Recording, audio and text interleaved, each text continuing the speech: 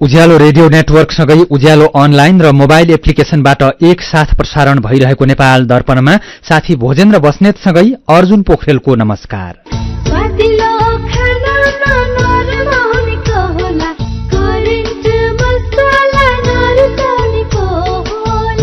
नेपाल दर्पणको साथमा करेन्ट मसला र करेन्ट चिया, स्वादको झट्का।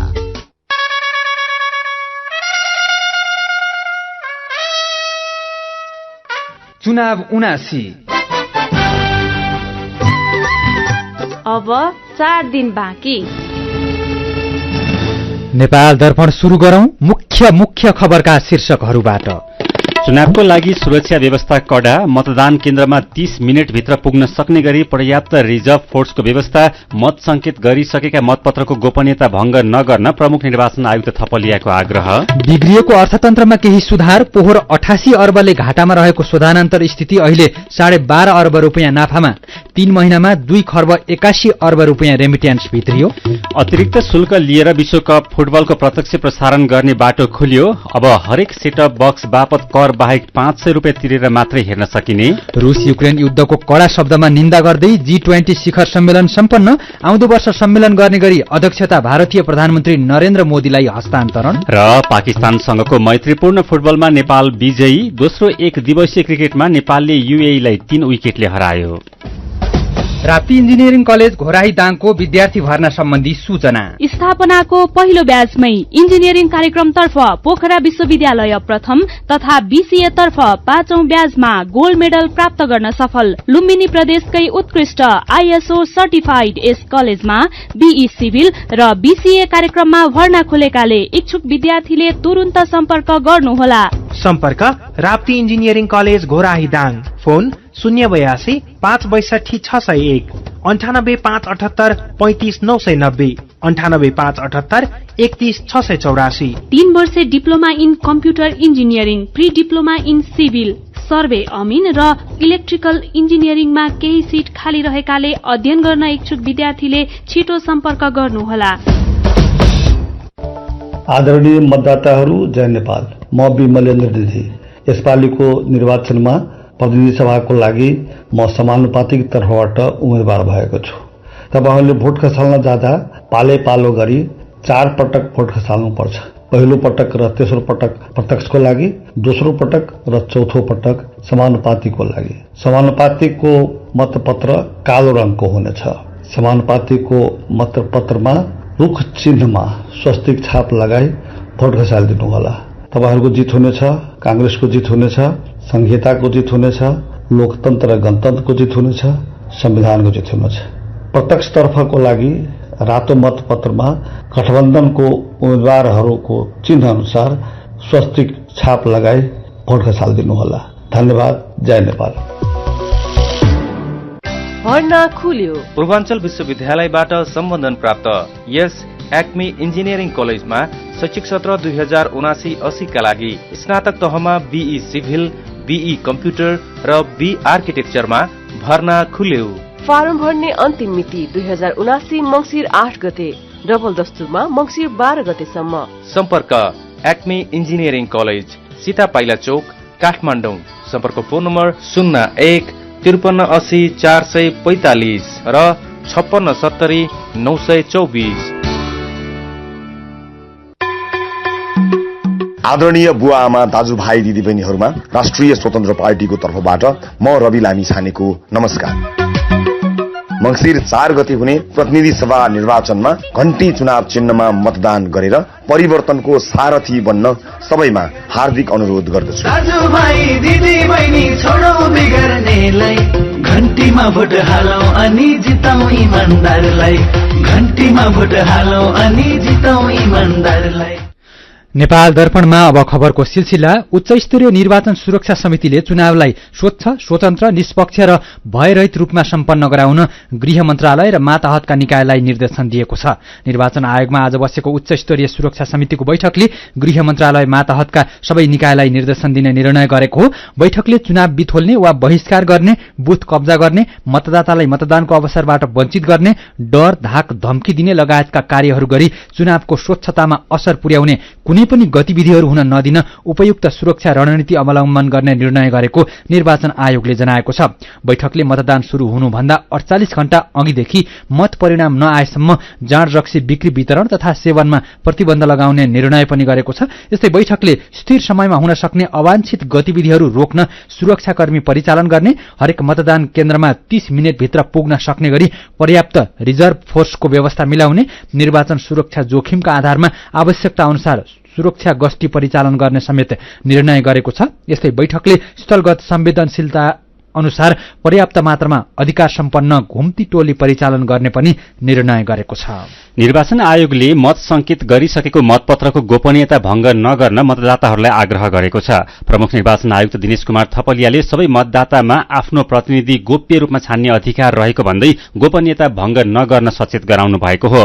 मतपत्रको गोपनीयता भंग गर्ने मतदातामाथि निर्वाचन कानून बमोजिम कार्यवाही हुने र गोपनीयता भंग गरिएको मतपत्र गणना नहुनेतर्फ पनि उहाँले जानकारी गराउनुभयो। अघिल्लो चुनावमा मत संकेत गरिसकेको मतपत्र सामाजिक सञ्जालमा सार्वजनिक भएको थियो। यसपटक यस्तो कार्य पूर्ण रूपमा रोक्न मतदान स्थलमा फोटो खिच्ने, मोबाइल, क्यामेरा लगायतका वस्तु लैजान पूर्ण निषेध गरेको आयोगले जनाएको छ। आयोगले कसैको डर, त्रास, धाक धम्की वा कुनै पनि किसिमको प्रलोभनमा नपरी मतदान गर्न सबै मतदाताहरूलाई आह्वान गरेको छ। भोजपुरमा सत्ता गठबन्धनको आमसभा चलिरहेको बेला बम विस्फोट भएको छ। भोजपुरको पौवादुङमा गाउँपालिका तिवारी भन्ज्याङमा आयोजित चुनावी सभास्थल नजिकै बम विस्फोट भएको हो। विस्फोटबाट अरूण गाउँपालिका 4 चरम्बीका सुमन श्रेष्ठ घाइते भएका जिल्ला प्रहरी कार्यालय भोजपुरले जनाएको छ। घटनाको जिम्मेवारी नेत्र विक्रम चन्द विप्लव नेतृत्वको नेकपाले लिएको छ। घाइते हुने सुमन श्रेष्ठ पनि नेकपाकै कार्यकर्ता हुन्। उनले झोलामा बोकेको बम विस्फोट भएको थियो। आमसभामा नेकपा माओवादी केन्द्रका अध्यक्ष पुष्पकमल दाहाल प्रचण्ड पनि सहभागी हुनुभएको थियो। प्रचण्ड नपुग्दै बम विस्फोट भएको थियो। निर्वाचन आयोगले सुनसरी 4 को प्रदेश सभा क्षेत्र नम्बर ख का उम्मेद्वार सन्तोष कुमार मेहताको उम्मेदवारी खारेज गरेको छ।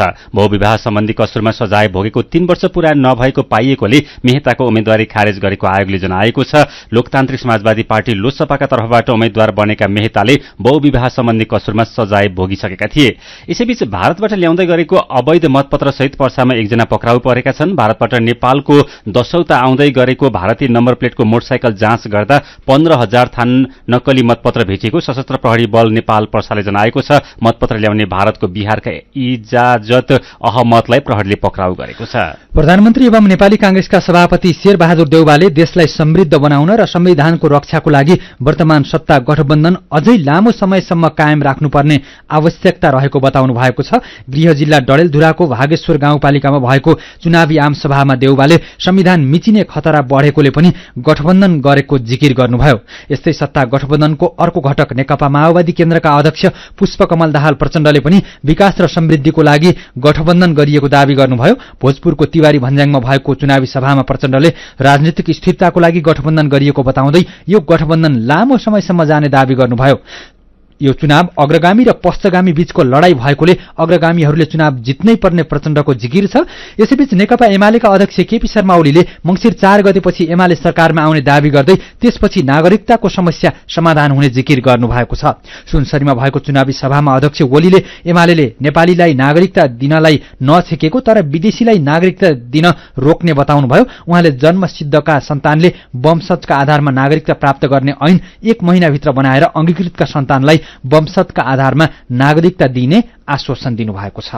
चुनाव हुने दिन मंसिर 4 गते देशका धेरै जसो ठाउँको मौसम सफा हुने भएको छ। मौसम पूर्वानुमान महाशाखाले प्रतिनिधि सभा तथा प्रदेश सभा सदस्य चुनाव 2079 को लागि प्रारम्भिक मौसम पूर्वानुमान विवरण सार्वजनिक गर्दै मंसिर 4 गते धेरै जसो ठाउँको मौसम सफा रहने जानकारी गराएको हो।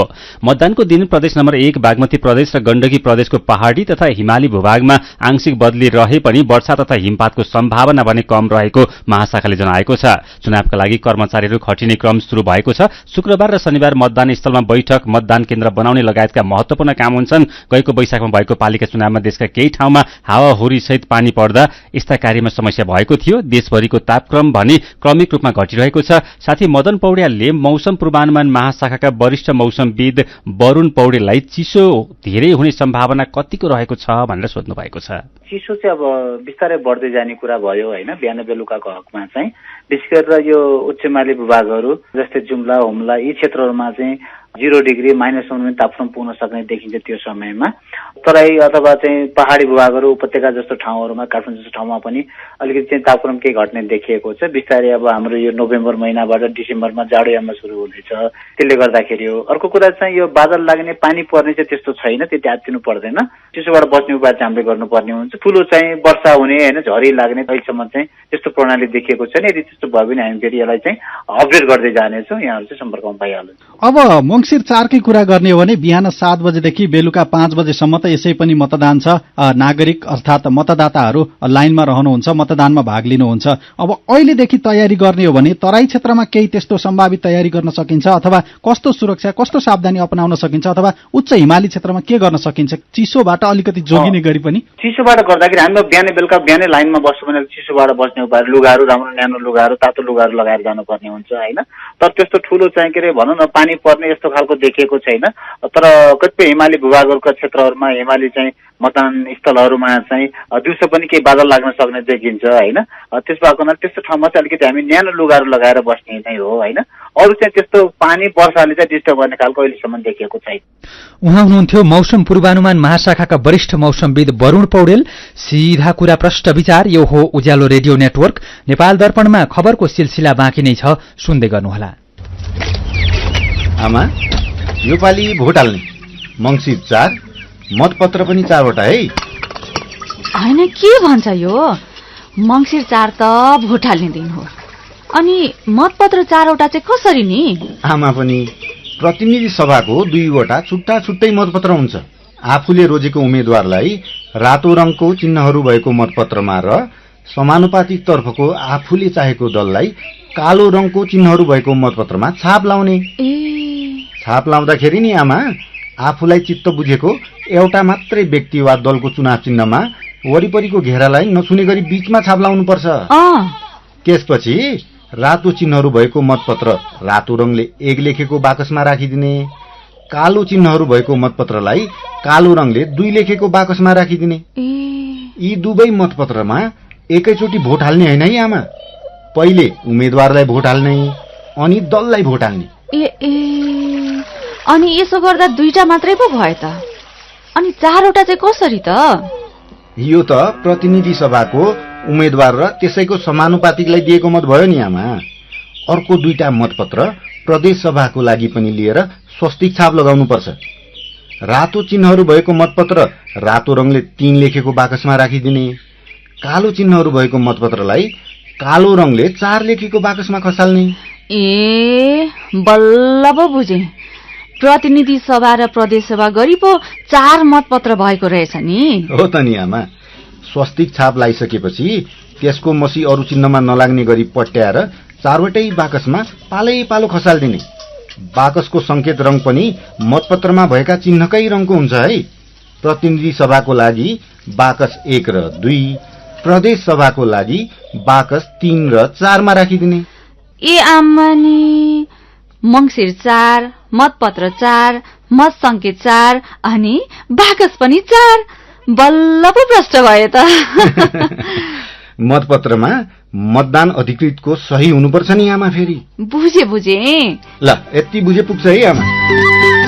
याद राख्नुहोस्, मतदाता नामावलीमा आफ्नो नाम भए नभएको हेरी मतदाता परिचय पत्र वा नागरिकता प्रमाणपत्र लिएर बिहान 7 बजेदेखि साँझ 5 बजेसम्म तोकिएको मतदान केन्द्रमा गई मतदान गर्नुहोस्। निर्वाचन आयोग नेपाल।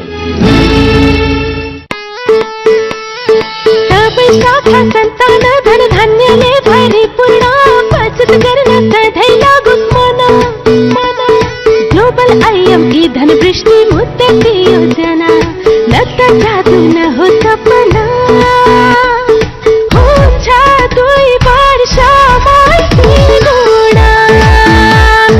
हजुर, ग्लोबल आयामी धनवृष्टि मुद्दती योजना निरन्तर बचत गर्ने बानीलाई प्रोत्साहन गर्दै प्रारम्भिक रकमको 10% त्रैमासिक रूपमा अन्तिम त्रैमास बाहेक जम्मा गर्दा प्रारम्भिक रकमको 2 गुणा 2 वर्षमै प्राप्त गर्न सकिने। ग्लोबल आईएमई ब्याङ्क, सबैका लागि ब्याङ्क। एचआईभी का बारेमा खुलेर कुरा गरौं। सँगै बस्दा, खाँदा, पढ्दा र सँगै खेल्दा कुनै कीरा वा लामखुट्टेले टोक्दा एचआईभी सर्दैन। हात मिलाउँदा, अङ्कमाल गर्दा तथा चुम्बन गर्दा, एउटै चर्पी प्रयोग गर्दा र अरूको लुगा लगाउँदा एचआईभी सर्दैन। समयमै उपचार गरेमा एचआईभी संक्रमित पनि स्वस्थ व्यक्ति सरह बाँच्न सक्छन्। त्यसैले नियमित औषधिको सेवन गरौं र स्वस्थ जीवन बाँचौं। एचआईभी को औषधि एआरभी हरेक सरकारी अस्पतालमा निशुल्क पाइन्छ। एचआईभी संक्रमितहरू अरू भन्दा भिन्न होइनन् भन्ने कुरा बुझौं र समान व्यवहार गरौं। एचआईभी संक्रमितहरूमाथि हुने भेदभावको अन्त्य गरौं। Nepal youth foundation 12+ Lumbini plus र मकवानपुर महिला समूह। उज्यालो रेडियो नेटवर्कबाट प्रसारण भइरहेको नेपाल दर्पणमा तपाईंलाई फेरि स्वागत छ। यतिन्जेल हामीले चुनावको लागि सुरक्षा व्यवस्था कडा, मत संकेत गरिसकेका मतपत्रको गोपनीयता भंग नगर्न प्रमुख निर्वाचन आयुक्त थपलियाको आग्रह, मतदानको दिन देशका धेरै ठाउँको मौसम सफा हुने लगायतका खबर प्रस्तुत गर्यौं। नेपाल दर्पणमा अब बाँकी खबर। नेपालमा विदेशी विनिमयको सञ्चिति बढ्दै गएको छ। नेपाल राष्ट्र बैंकले आज सार्वजनिक गरेको चालू आर्थिक वर्षको त्रैमासिक वित्तीय विवरण अनुसार असोज मसान्तसम्म नेपालमा 9 अर्ब 48 करोड़ अमेरिकी डलर बराबरको विदेशी मुद्रा सञ्चिति रहेको छ। भदौदेखि असोजको बीचमा नेपालमा विदेशी मुद्राको सञ्चिति 13 करोड़ अमेरिकी डलरले बढेको छ। गएको वर्षको 3 महिनाको तुलनामा यो झण्डै 4.5% धेरै हो। यो रकमले नेपालमा 8 महिना 3 दिनको वस्तु तथा सेवा आयात धान्न पुग्ने राष्ट्र बैंकले जनाएको छ। यस्तै साउनदेखि असोजसम्मको 3 महिनामा नेपालको चालू खाता 34 अर्ब 28 करोड़ रुपियाँले घाटामा रहेको छ। अघिल्लो वर्षको 3 महिनामा चालू खाता 1 खर्ब 49 अर्ब 81 करोड़ रुपियाँले घाटामा रहेको थियो। चालू खाता घाटामा निकै सुधार भएको छ। खुद प्रत्यक्ष वैदेशिक लगानीमा भने निकै गिरावट आएको छ। यो वर्षको 3 महिनामा जम्मा 8 करोड़ रुपियाँ वैदेशिक लगानी प्राप्त भएको राष्ट्र बैंकले जनाएको छ। अघिल्लो वर्षको 3 महिनामा खुद प्रत्यक्ष वैदेशिक लगानी 5 अर्ब 7 करोड़ रुपियाँ थियो। यस्तै 3 महिनामा शोधनान्तर स्थिति 12 अर्ब 43 करोड़ रुपियाँले बचतमा रहेको छ। अघिल्लो वर्षको 3 महिनामा शोधनान्तर स्थिति 87 अर्ब 71 करोड़ रुपियाँले घाटामा रहेको थियो। अमेरिकी डलरमा अघिल्लो वर्षको 74 करोड़ 12 लाख रुपियाँले घाटामा रहेको शोधनान्तर स्थिति यो वर्ष 9 करोड़ 18 लाख डलरले बचतमा रहेको छ। शोधनान्तर स्थिति नाफामा जानु राम्रो संकेत भएको अर्थविदहरूको भनाइ छ। यस्तै 3 महिनाको अवधिमा रेमिट्यान्स 16.8% ले बढेर 2 खर्ब 81 अर्ब 5 करोड़ रुपियाँ पुगेको छ। अघिल्लो वर्षको पहिलो 3 महिनामा रेमिट्यान्स 7.1% ले घटेको थियो। यस्तै चालू आर्थिक वर्षको पहिलो 3 महिनामा वैदेशिक रोजगारीको लागि अन्तिम श्रम स्वीकृति लिने नेपालीको संख्या 123.1% ले बढेर 1,47,932 जना पुगेको छ। त्यसैगरी वैदेशिक रोजगारीको लागि पुनः श्रम स्वीकृति लिने नेपालीको संख्या 3 महिनामा 66% ले बढेर 57,861 जना पुगेको छ। नेपालमा विश्वकप फुटबलको प्रत्यक्ष प्रसारण सम्बन्धी विवाद तत्कालको लागि समाधान भएको छ। ग्राहकहरूबाट अतिरिक्त शुल्क लिएर विश्वकप प्रसारण गर्न नपाउने गरी यसअघि दिएको अल्पकालीन अन्तरिम आदेशलाई आज सर्वोच्च अदालतका न्यायाधीश प्रकाश कुमार ढुङ्गाना र मनोज कुमार शर्माको संयुक्त इजलासले निरन्तरता नदिएपछि विवाद सकिएको हो। अल्पकालीन आदेश विरुद्ध नेपालमा प्रसारण अधिकार लिएको मिडिया हबले सर्वोच्चमा कार्तिक 24 गते भ्याकेट निवेदन लिएर गएको थियो। अदालतको यो निर्णयसँगै विश्वकप प्रसारणको एक्सक्लुसिभ अधिकार पाएको मिडिया हब प्रणालीले केबल अपरेटर डीटीएच ओटीटी मार्फत निश्चित शुल्क लिएर विश्वकप फुटबल प्रसारण गर्ने बाटो खुलेको छ। मिडिया हबले नेपाली ग्राहकले हरेक सेटअप बक्स बापत कर बाहेक 500 रुपियाँ तिरेर फुटबलको लाइभ हेर्न पाउने निर्णय गरिसकेको छ। विश्वकपलाई लक्षित गरेर मिडिया हबले प्रत्यक्ष प्रसारणको अधिकार नयाँ च्यानल हिमालय प्रिमियम एचडीलाई दिइसकेको छ। विश्वकप फुटबलको नाममा ग्राहकसँग अतिरिक्त शुल्क असुलेर उपभोक्ता अधिकारको हनन भएको भन्दै अधिवक्ता किशोर पौडेल सहित अन्यले कार्तिक 20 गते सर्वोच्च अदालतमा मुद्दा दर्ता गरेका थिए। विश्वकप फुटबल आउँदो आइतबारदेखि शुरू हुँदैछ। जाडो बढे पनि बजारमा न्यानो कपडाहरूको व्यापार बढ्न नसकेको व्यापारीले बताएका छन्। काठमाडौँको मुख्य व्यापारिक केन्द्र न्यू रोड तथा असनका व्यापारीहरूले गएको वर्षको भन्दा यो वर्षको तुलनामा जाडो महिनामा लगाउने न्यानो कपडाको व्यापार 30% कम भएको गुनासो गरेका हुन्। उनीहरूले विगतका वर्षहरूमा जाडो महिना लागेसँगै बजारमा न्यानो कपडा किन्न मानिसहरूको भीड़ लाग्ने गरे पनि यो वर्ष सुनसान जस्तै रहेको बताएका छन्। उनीहरूले पछिल्लो समय बैंकको ब्याज दर वृद्धि तथा चिनिया नाका खोल्ने र बन्द गर्ने काम भइरहेकोले साना व्यापारीहरू मर्कामा परेको समेत गुनासो गरेका छन्। यसअघि ग्राहकलाई बेच्ने मूल्य अहिले होलसेलमै पर्दा व्यापारमा समस्या भएको उनीहरूको भनाइ छ। नेपाल दर्पणमा मेरो पनि भन्नु छ सँगै खबरको सिलसिला बाँकी नै छ, सुन्दै गर्नुहोला। होइन हो दाजु भाउजू, खुसी हुँदै कस्तो नाचे। हामीलाई त तेरा भन्दा धेरै सुविधा भा, मुक्तिनाथ आशीर्वाद बचत खाता खोलेर होइन के छ र यसमा त्यस्तो खुसी भइरा? सर्वाधिक ब्याज दर, निशुल्क डेबिट कार्ड छ यसमा, मोबाइल ब्याङ्किङ अनि गजबको बिमा।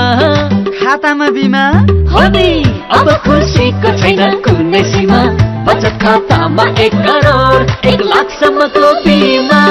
हो हजुर, अब मुक्तिनाथ आशीर्वाद बचत खातामा पाउनुहोस् 1 करोड 1 लाखसम्मको बिमा, साथै आकर्षक ब्याज दरसँगै निशुल्क भिजा डेबिट कार्ड, निशुल्क मोबाइल ब्याङ्किङ अनि 13 अन्य ब्याङ्किङ सुविधाहरूमा छुट। अब खुसीको छैन कुनै सीमा, बचत खातामा 1 करोड 1 लाखसम्मको बिमा। मुक्तिनाथ विकास ब्याङ्क, जनता ब्याङ्कमा होइन, ब्याङ्क जनतामा जानु पर्दछ। गाउँको उत्पादन शहरमा, रैथाने खाना घर घरमा। पञ्चगुणीय तत्त्वले भरिपूर्ण रैथाने कृषि खाद्य वस्तु तथा सामग्रीहरू कृषकहरूबाट संकलन तथा प्रशोधन गरी काठमाडौँ उपत्यका भरि सहज रूपमा होम डेलिभरी भइरहेको कुरा सहर्ष जानकारी गराउँदछौ। सम्पर्क तथा जानकारीका लागि रैथाने एग्री प्रोडक्ट्स नेपाल प्राली, चप्पल कारखाना, महाराजगंज, काठमाडौँ।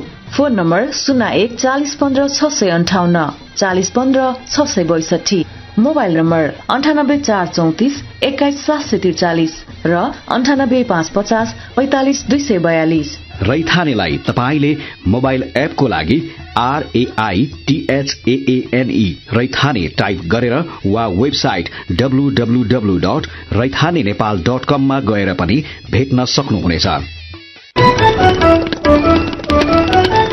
उज्यालो रेडियो नेटवर्क मार्फत देशभरिका विभिन्न एफएम स्टेशन तथा उज्यालो अनलाइन र मोबाइल एप्लिकेशनमा प्रसारण भइरहेको नेपाल दर्पणमा तपाईंलाई फेरि स्वागत छ। अब बाँकी खबर। हिजो 6.5 अंकले घटेको शेयर बजार आज दोहोरो अंकले बढेको छ। शेयर बजार परिसूचक नेप्सी आज 13.40 बिन्दुले बढेर 1911.26 बिन्दुमा पुगेको छ। आज 232 वटा कम्पनीका 24,95,000 किता शेयर 85 करोड 94 लाख रुपियाँमा कारोबार भएका छन्। खोटाङको केपिलासगढी गाउँपालिकाले बुहारी शिक्षा कार्यक्रम सञ्चालनको तयारी गरेको छ। पढ्न मन हुँदाहुँदै वैवाहिक बन्धनमा बाँधिएका बुहारीलाई लक्षित गर्दै गाउँपालिकाले बुहारीका लागि शिक्षा कार्यक्रम सञ्चालन तयारी गरेको हो। अहिले पढ्न मन भएका बुहारीको तथ्याङ्क संकलनको लागि शिक्षा शाखा र महिला तथा बालबालिका शाखालाई जिम्मेवारी दिइएको गाउँपालिकाका अध्यक्ष समीर राईले बताउनुभयो। 7 वटा वडा रहेको गाउँपालिकाले बुहारीलाई कक्षा 12 सम्म निशुल्क अध्ययन गर्ने नीति तथा कार्यक्रम कार्यान्वयनमा ल्याउन लागेको हो। बिहे पछि पढ्न इच्छुक बुहारीले कम्तीमा 8 कक्षा भने उत्तीर्ण गरेको हुनुपर्नेछ। जयनगर कुर्था रेलवे मार्गमा भोलिदेखि 4 दिन रेल सेवा बन्द हुने भएको छ। मंसिर 4 गते हुने चुनावको सुरक्षाका कारण भोलिदेखि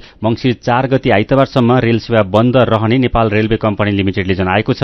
72 घण्टा अघिदेखि भारतीय सीमानाका बन्द हुने भएकोले रेल सेवा समेत बन्द गरिएको नेपाल रेलवे कम्पनी लिमिटेडका प्रबन्ध सञ्चालक निरञ्जन कुमार झाले जानकारी दिनुभयो। नेपाल टेलिकमको आमदानी बढेको छ भने नाफामा कमी आएको छ। कम्पनीले सार्वजनिक गरेको त्रैमासिक वित्तीय विवरण अनुसार साउनदेखि असोजसम्म टेलिकमको आय 11 अर्ब 4 करोड 90 हजार रुपियाँ छ। यो अघिल्लो आर्थिक वर्षको पहिलो 3 महिनाको तुलनामा 8 करोड 77 लाख 43 हजार रुपियाँले धेरै हो। टेलिकमको कुल आयमा सामान्य वृद्धि भए पनि नाफा भने घटेको छ।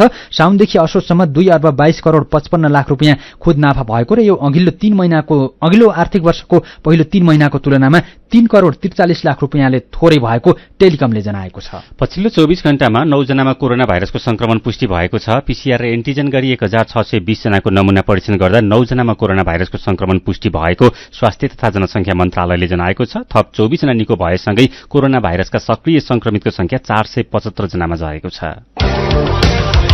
मेरो पनि भन्नु छ। बिहानको कायाकैरनमा स्वदेशमै काम नपाउँदा सुदूरपश्चिमका नागरिक चुनावको मुखमा पनि भारत जान बाध्य भएका रिपोर्ट सुनेर भूपेन्द्र सुब्बाले लेख्नु भएको छ। के गर्नु त, चुनावमा भोट हालेर कसैले माना चामल भरिदिँदैनन्। शिव पौडेलको प्रतिक्रिया छ। नेताहरूले एउटै मञ्चबाट एक अर्कालाई तथा नाम गाली र आरोप लगाएको सुनेर दिक्क मान्दै भोट हाल्नुभन्दा त रोजीरोटीका लागि आफ्नै काममा जानु राम्रो। भारतमा गएर मजदूरी गरेर भए पनि नानी बाबुको पढ़ाई र आमा बुबाको औषधि खर्च जुटाउनु ठूलो कुरा हो। आरपी पौडेल उम्मेद्वारहरूलाई सुझाव दिँदै लेख्नुहुन्छ, भोट माग्न जाँदा अरू उम्मेद्वारले यस्तो गरेनन् त्यस्तो गरेनन् भन्नुभन्दा पनि आफ्ना लागि भोट मागौं, मतदातालाई भोट हाल्ने सही तरिका सिकाउँ, समयको सदुपयोग गरौं। साइलेन्स मुन नाम राखेका साथीले लेख्नु भएको छ, विवाह गर्दा र चुनावमा मतदान गर्दा विशेष ध्यान दिनुपर्छ। सोच विचार गरी राम्रालाई छान्न सकिएन भने जिन्दगीभरि नै पछुताउनुपर्छ। अनि नेपालमा 6486 व्यावसायिक पशुपालन फार्म दर्ता भएको खबरमा मित्रबन्धु ढकालले लेख्नु भएको छ, माफिया र नक्कली किसानले गरी खान दिएनन्, वास्तविक किसान सधैँ मर्कामा नै छन्। आफूले उत्पादन गरेका कृषि वस्तु आधा मूल्यमा बिचौलियालाई बेच्न किसान बाध्य छन्। विचारका लागि तपाईलाई धन्यवाद। मेरो पनि भन्नु छ। मेरो पनि भन्नु छ प्रस्तुत गर्दै हुनुहुन्थ्यो साथी दिपा तिमल सिन्हा। नेपाल दर्पणमा अब विदेशका खबर। रूस युक्रेन युद्धको कड़ा शब्दमा निन्दा र युक्रेनको भूमिबाट बिना शर्त रूसी सेना फिर्ता गर्न माग गर्दै G20 को शिखर सम्मेलन सम्पन्न भएको छ। इन्डोनेसियाको राजधानी बालीमा हिजो शुरू भएको विश्वका ठूला अर्थतन्त्र भएका देशहरूको संगठन G20 को शिखर सम्मेलन आज सकिएको हो। सम्मेलनले 5 बुँदे घोषणापत्र सार्वजनिक गरेको रोयटर्सले जनाएको छ। सम्मेलनमा सहभागी धेरैजसो देशका नेताहरूले युद्धको लागि रूसलाई जिम्मेवार ठहराउँदै विश्वमा खाद्य संकट र सुरक्षा चिन्ता बढ़ेको बताएका थिए। युद्धले विश्व अर्थतन्त्र नै समस्यामा पारेको भन्दै उनीहरूले फेरि एकपटक सबै युद्ध अन्त्यको लागि सहमत हुनुपर्नेमा जोड़ दिएका छन्। घोषणापत्रमा आणविक हतियारको प्रयोग वा प्रयोगको धम्की अस्वीकार्य भएको पनि उल्लेख रहेको बीबीसीले जनाएको छ। हिजो पोल्याण्डको भूभागमा क्षेप्यास्त्र खस्दा 2 जनाको ज्यान गएपछि G20 मा आपतकालीन बैठक बस्दा शिखर सम्मेलनको तालिका समेत प्रभावित भएको थियो। पश्चिमा केही देशले पोल्याण्डमा मिसाइल आक्रमण रूसले गरेको आरोप लगाएका छन् भने रूसले कड़ा जवाफ फर्काएको छ। रूसले अनावश्यक आरोप लगाएर चिढ्याउने काम नगर्न चेतावनी दिएको छ। युक्रेनले रूसले नै पोल्याण्डमा मिसाइल आक्रमण गरेको जानकारी दिएको छ, तर पोल्याण्डले भने यसबारेमा अध्ययन भइरहेको र रूस या युक्रेन मध्ये दुईवटा देशमध्ये एउटा देशले मिसाइल हानेको हुन सक्ने प्रारम्भिक अध्ययन सार्वजनिक गरेको छ। G20 को सम्मेलन सकिएसँगै इन्डोनेसियाका राष्ट्रपति जोको विडोडोले G20 को अध्यक्षता भारतका प्रधानमन्त्री नरेन्द्र मोदीलाई प्रदान गर्नुभएको समाचार संस्था रोयटर्सले जनाएको छ। G20 को अर्को सम्मेलन आउँदो वर्ष भारतमा हुनेछ। अब खेल खबर। पाकिस्तानसँगको मैत्रीपूर्ण खेलमा नेपाल विजयी भएको छ। आज दशरथ रंगशालामा भएको खेलमा नेपालले पाकिस्तानलाई 1-0 गोलले हरायो। नेपालको जितमा अञ्जन विष्टले गोल गरे। उनले खेलको 83औं मिनेटमा गोल गरे। अञ्जनले सुनिल बलको क्रस पासमा गोल गरेका हुन्। उनको यो 11औं अन्तर्राष्ट्रिय गोल हो। गोल गरिसकेपछि खुशियाली मनाउने क्रममा अञ्जनले जर्सी फुकालेपछि रेफ्रीले पहेँलो कार्ड देखाएका थिए। विश्वकप फुटबल महासंघ फिफाले 3 वर्षसम्म प्रतिबन्ध लगाएर फुकुवा गरेपछि पाकिस्तानले पहिलो अन्तर्राष्ट्रिय खेलको रूपमा नेपालसँग खेलेको हो। यसअघि बंगलादेशसँग भएको मैत्रीपूर्ण पनि नेपालले जितेको थियो। दशरथ रंगशालामा घरेलु टोलीले आज 50औं खेल पनि खेलेको छ। नेपालले सन् 1948 बाट दशरथ रंगशालामा आधिकारिक अन्तर्राष्ट्रिय फुटबल खेल्न थालेको हो। र दोस्रो एक दिवसीय अन्तर्राष्ट्रिय क्रिकेटमा नेपालले युएईलाई 3 विकेटले हराएको छ। त्रिवी क्रिकेट मैदान किर्तिपुरमा युएईले दिएको 192 रनको लक्ष्य नेपालले 47 ओभर 5 बलमा 7 विकेट गुमाएर भेटायो। नेपालका लागि गुलशन झा र आरिफ शेखले 7औं विकेटका लागि 62 रनको साझेदारी गरे। नेपालले 106 रन बनाउँदा 6 विकेट गुमाइसकेको थियो। त्यसपछि गुलशन झा र आरिफको जोडीले उत्कृष्ट साझेदारी गरेर नेपाललाई जितसम्म पुर्याउन मद्दत गरे। गुलशनले 37 रन बनाए भने आरिफ शेख 33 र सोमपाल कामी 16 रनमा नट आउट रहे। यसै ज्ञानेन्द्र मल्लले 26 र दिपेन्द्र सिंह ऐरीले 13 रन बनाए। अर्जुन साउदले आज खाता पनि खोल्न सकेनन्। उनले पहिलो खेलमा अर्धशतक बनाएका थिए। बोलिङतर्फ युएईका रोहन मुस्ताफाले 3 विकेट लिए। यसअघि टस जितेर पहिले ब्याटिङ गरेको युएईले 43 ओभर 2 बलमा 191 रन बनाउँदा अल आउट भयो। युएईका मोहम्मद वासिमले 50 रन बनाए। नेपालका सोमपाल कामी तथा ललित राजवंशीले समान 3-3 विकेट लिए। करण केसी, गुलशन झा, दिपेन्द्र सिंह ऐरी र कुशल भुर्तेलले समान 1-1 विकेट लिए। आजको जितसँगै नेपालले 3 खेलको श्रृंखलामा 1-1 को बराबरी गरेको छ। यसअघि भएको पहिलो खेलमा युएई 84 रनले विजयी भएको थियो। तेस्रो तथा निर्णायक खेल आउँदो शुक्रबार हुनेछ। खेल खबरसँगै हामी नेपाल दर्पणको अन्त्यमा आइपुगेका छौं। आजका मुख्य खबरका शीर्षक फेरि एकपटक। चुनावको लागि सुरक्षा व्यवस्था कडा। मतदान केन्द्रमा 30 मिनेटभित्र पुग्न सक्ने गरी पर्याप्त रिजर्भ फोर्सको व्यवस्था। मत संकेत गरिसकेका मतपत्रको गोपनीयता भंग नगर्न प्रमुख निर्वाचन आयुक्त थपलियाको आग्रह। बिग्रिएको अर्थतन्त्र केही सुधार। पोहोर 88 अर्बले घाटामा रहेको शोधनान्तर स्थिति अहिले 12.5 अर्ब रुपियाँ नाफामा 3 महिनामा 2 खर्ब 81 अर्ब रुपियाँ रेमिट्यान्स भित्रियो। अतिरिक्त शुल्क लिएर विश्वकप फुटबलको प्रत्यक्ष प्रसारण गर्ने बाटो खुल्यो। अब हरेक सेटअप बक्समा बापत कर बाहेक 500 रुपियाँ तिरेर मात्रै हेर्न पाइने। रूस युक्रेन युद्धको कड़ा शब्दमा निन्दा गर्दै G20 शिखर सम्मेलन सम्पन्न। आउँदो वर्ष सम्मेलन गर्ने गरी अध्यक्षता भारतीय प्रधानमन्त्री मोदीलाई हस्तान्तरण। र पाकिस्तानसँगको मैत्रीपूर्ण फुटबलमा नेपाल विजयी। दोस्रो एक दिवसीय क्रिकेटमा नेपालले UAE-लाई 3 विकेटले हरायो। आजको नेपाल दर्पण सकिएको छ। प्राविधिक साथी सरोज थापासँगै हामी भोजेन्द्र बस्नेत र अर्जुन पोखरेल पनि विदा हुन्छौं। उज्यालोको मोबाइल एप्लिकेशन र अनलाइनमा प्रसारण भइरहेका सामग्री भाइबरमा पनि उपलब्ध छन्। कसैको प्रलोभन र डर धम्कीमा नपरी चुनावमा आफ्नो विवेकको प्रयोग गरौं। नमस्कार।